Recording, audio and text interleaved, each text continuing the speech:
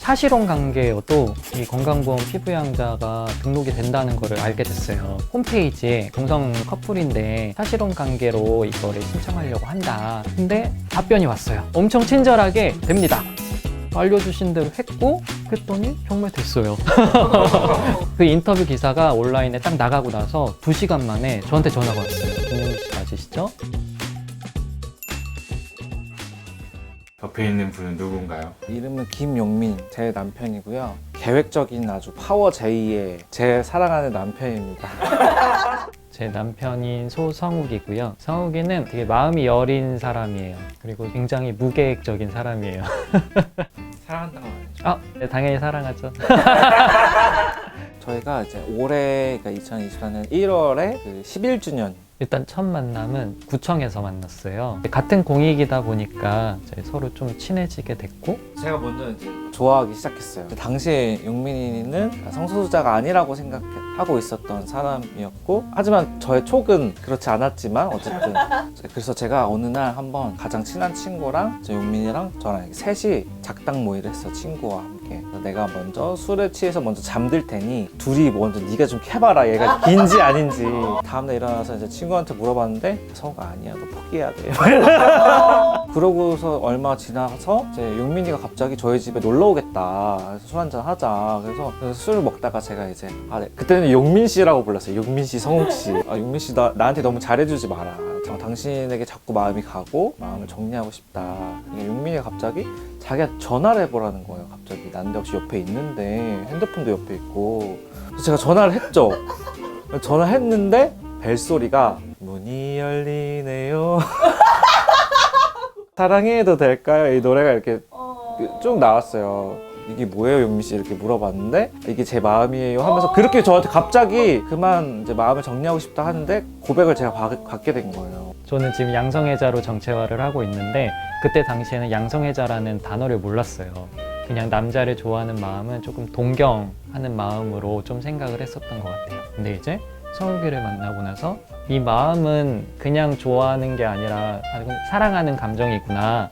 그럼 나는 이제 양성애자네. 이렇게 좀 정체화를 하게 됐고, 그렇다면은 고백을 해야겠다.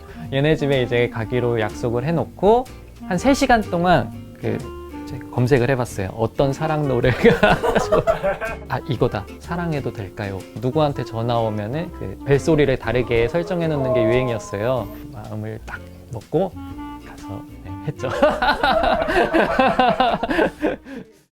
결혼식은 제 어렸을 때부터의 로망이었어요. 2019년에는 해야겠다 라는 마음을 먹고 성욱이를 엄청 졸랐죠. 그래서 사실 용민이가 결혼하자고 했을 때 그거는 사실 저에게 약간 생각지 못한 부분을 보게 해준 거고, 용민이는 꿈이었지만 저는 그런 꿈을 꿀 수 있다는 것조차도 저의 인생의 선택지에 없었어요. 이거는 내가 못하는 거, 그런 거죠 사실은. 생각보다 일사천리로 다 됐어요. 제일 처음에 했던 게 이제 식장 대관이었는데 이제 먼저 전화를 해봤거든요. 저희가 이제 남남 커플인데 혹시 결혼할 수 있겠냐, 그 외식장에서 전화 받으시는 분이 요즘 세상이 너무 좋아져서 상관없다 뭐 이렇게 열심히 해주시는 거예요. 식장에 가서 대관 계약서를 작성을 하는데 대관 계약서가 사실 신랑 신부 이렇게 적혀 있거든요. 펜으로 그어주시면서 이런 건 필요 없죠 뭐 이러면서 이름만 딱 적을 수 있게 해주시는 거예요. 저희가 청첩장을 내미는 순간 어머니도 좀 당황스러워 하셨어요. 아버지가 많이 당황하셨기 때문인 거죠. 너네 둘이 조용히 살면 안 되냐, 남들한테 알리지 말고 너네 둘만 아주 소규모로 그냥 조용히 하면 안 되냐. 그냥 저희 둘이 뭔가 남들한테 손가락질 받기가 싫은 거였다고 생각을 해요. 둘이 행복하면 된 거 아니냐. 근데 이제 제가 말을 했죠. 나는 그 조용히가 행복하지가 않다. 내가 행복하려면 그 조용히에서 벗어나야 된다. 결국에는 아버지 몰래 결혼식을 했어요. 저희가 어머니한테만 그냥 저희 예정대로 결혼식 한다 라고 했고, 결혼식에도 와주셨어요. 저희 어머니가 그런 얘기를 하더라고요. 되게 축하해주는 사람도 별로 없을 줄 알았고, 내 아들의 결혼식이 초라할까봐 그게 슬퍼서 조금 오는 게 그렇기도 했었다. 근데 막상 와보니까 이렇게 많은 축하를 받고 다들 기뻐하는 모습을 보고, 이렇게 축하받을 수 있는 결혼이고 사랑이구나. 남들 다 하는 결혼식장에 들어와서 결혼식을 한다는 것도 되게 큰 도전과 용기가 필요하지 않았나 생각을 합니다. 남들 하는 결혼식인 만큼 제 시간 안에 빨리 끝내야 돼요. 춤추면서 같이 입장을 했습니다. 달밤 댄싱을 틀어놓고 제가 엄청 어렵게 수용한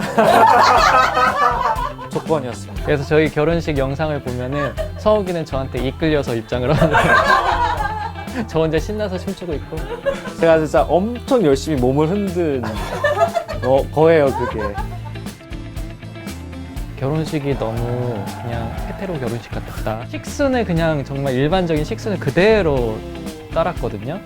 이 너무나 예쁜 이 결혼식에 정말 축복된 결혼이래요. 세상을 조금씩 바꾸는 아들들이 되었으면 좋겠습니다. 결혼식에 축하해주기 위해서 왔던 많은 성소자 동료들, 친구들, 그리고 모르는 성소자들까지도 그냥 할 수 있는 거네. 나도 나중에 해야겠다. 결혼이라는 선택지를 상상하지 못했던 사람들에게는 할 수 있는 것 중에 하나로 조금 상상할 수 있게 된 거. 결혼 전에도 여보 거리거든요. 저희가 부르는 호칭은 바뀐 게 없어요. 근데 이제 주변에서 먼저 네 남편 어딨냐? 왜 같이 안 왔냐? 이런 식으로 물어보는 거예요. 남편이라고 먼저 이렇게 호칭을 바꿔주더라고요. 남편을 자꾸 듣다 보니까 얘 내 남편이구나. 남자친구보다 가족과 같은 느낌이 들더라고요. 저는 등본을 뭐 이제 떼보면은 이제 저는 세대주고 성욱이는 여전히 뭐 동거인이고 그때마다 이제 성욱이는 단순한 내 동거인이 아닌데 마음 언저리에 좀 있었고 그러다가 우연히 사실혼 관계여도 이 건강보험 피부양자가 등록이 된다는 거를 알게 됐어요. 그리고 그때 마침 저는 이제 직장 가입자였고 성욱이는 이제 일을 쉬고 있어서 지역 가입자였는데 그러면 우리도 같이 살고 있고 재산을 영위하고 있고 생활 공동체를 꾸리고 있고 우리도 그냥 사실혼 관계로 한번 신청을 해볼까? 홈페이지에 동성 커플인데 사실혼 관계로 이거를 신청하려고 한다. 근데 답변이 왔어요. 엄청 친절하게 됩니다. 이렇게 너무 친절하게 답변을 달아준 거예요. 알려주신 대로 했고 그랬더니 정말 됐어요. 그래서 공단 홈페이지에 저희가 관계가 배우자, 관계, 가족 뜬 거예요, 저희가. 직장 가입자 김용민, 배우자 소성욱 이렇게 떴어요. 공단 홈페이지에 그렇게 뜬 거 그냥 기쁘지 않고 너무 이건 대박이다 막 이러면서 이거를 저희 주변에 알리는 것만으로 이제 부족한 거죠. 이제 온 세상 키워드리 알면 좋겠다. 그래서 인터뷰를 했죠. 언론 인터뷰를. 그 인터뷰 기사가 온라인에 딱 나가고 나서 2시간 만에 저한테 전화가 왔어요. 김용민 씨 맞으시죠? 실수였다. 두 분의 성별을 확인을 못했다. 이렇게 통보를 하는 거예요. 그냥 전화 한 통으로. 전화 끊더니 그 뒤에 바로 정말 인터넷 홈페이지 갔더니 바로 정말 취소가 돼 있었어요. 우리가 서로의 배우자고 우리가 서로의 가족이라는 것이 공적으로 인정된 것을 아주 짧게나마라도 이제 경험하고 나니까 이건 계속 우리가 가질 수 있어야 되는 거인 거예요. 경험하고 나니까 이건 절대 포기가 안 되기도 하더라고요.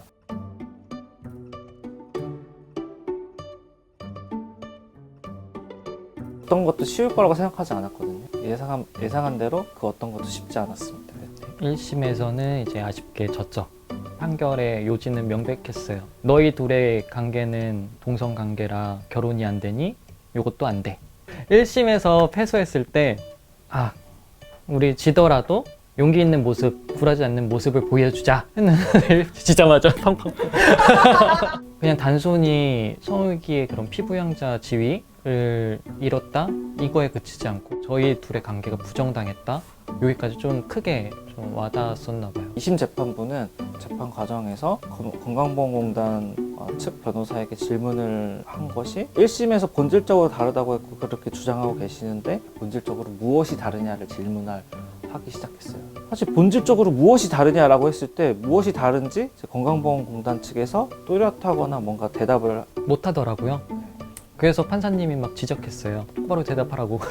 지금 그 얘기하는 거 아니라고. 그래서 이제 2심 재판부의 판결은 1심과 다르게 본질적으로 다르지 않다라는 판결이 나왔죠. 똑같이 권리가 평등하게 주어져야 한다. 저는 이겼을 때 그런 말을 했었던 것 같아요. 우리는 사실은 사랑이 이기는 과정에 있다. 그래서 이겼고 이길 거고 또 이긴 거다. 우리 사회가 가야 할 길은 그거밖에 없으니까. 사랑이 이기는 길밖에 없으니까. 2심 승소했을 때 되게 웃겼던 게시물이 있었는데 고백할 때 이렇게 해야겠다. 앞으로 너 나의 피부양자가 되어줄래? 그러니까 부양이라는 말이 사실 돌봄과 관련된 말이잖아요. 서로를 부양하고 또 피부양 되고 서로를 돌볼 수 있다는 관계가 공적으로 인정된다는 거는 그 자체로 그냥 나비의 날개짓에 불과한 게 아닌 거예요. 너무 커다란 펄럭임이라고 생각이 좀 드는 것 같아요. 저는. 이 소송 과정에서 가장 힘들었던 순간은 어떤 언론 인터뷰를 한 영상을 누군가가 이제 공유하면서 쓴 코멘트 때문에 그게 고통스러웠어요. 근데 그게 어떤 코멘트였냐면 우리 부부를 죽이고 싶다는 코멘트였어요. 사실은 무서웠어요. 이렇게 무서운 말이 이제 나를 향할 수 있구나, 우리를 향할 수 있구나. 근데 그게 우리가 단지 서로를 사랑하기 때문에 또 거의 무너졌었던 것 같아요. 근데 이런 일도 있는 반면 이제 응원해주는 분들도 많다 보니까 거기서 힘을 받는 것 같아요. 제가 이제 지하철을 타고 가고 있었어요. 제 앞에 갑자기 어떤 남자분이 와서 핸드폰을 이렇게 얼굴 앞에 바로 이렇게 들이미는 거예요. 봤더니 메모장에 이제 저도 게이인데 두 분 너무 응원한다, 지지하겠다, 이런 식의 메시지였어요. 그분을 다른 분들 안 보이게 저만 볼 수 있게 이렇게 하고 네, 감사합니다 하는데 이제 옆칸으로 후다닥 달려가시는 거예요. 엄청 용기를 자기 딴에는 엄청 냈을 거예요. 그 마음이 너무 고맙더라고요. 너무너무 세상과 공유하고 싶은 말은 여기서 꿈꿔도 괜찮아 라는 말을 너무 공유하고 싶거든요. 저는 처음에 꿈을 못 꿨잖아요. 결혼을 할 수 있다는 꿈을 꿀 수가 없었잖아요. 사실은 결혼을 했고, 근데 혼인신고가 아직 그 불술이 되는 것에 대해서도 사실은 변화할 거기 때문에 변화에 대한 어떤 기대를 애써 이렇게 기대하지 말자, 이러지 않아도 된다. 변화에 대한 기대 충분히 해도 된다. 한국 사회 변하고 있다. 그래서 여기서 꿈꿔도 괜찮다. 저희는 활동가니까 이렇게 앞에서 나와서 목소리를 낼 수 있는 건데, 근데 모두가 활동가일 필요는 없거든요. 하지만 모두가 할 수 있는 작은 행동들은 있는 거죠. 뭐 예를 들어 여기 지금 자막 나가나요? 여기 서명 링크 모두 결혼을 사고 있는 서명에 참여한다든가 이런 작은 행동들 하나, 이런 변화에 대한 믿음을 가지고 그런 작은 행동들 동참을 해주시면 너무 좋을 것 같아요.